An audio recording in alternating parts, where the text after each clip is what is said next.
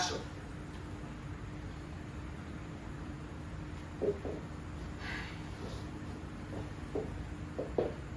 Tingnan mo yung pamangkin mo. Gustong nakapilit ang katawan. Pamangkin natin, ate. Hayaan mo na, ate. Body positivity daw yun ngayon. Napalaki ko naman ang maayos niya. Nag-aral.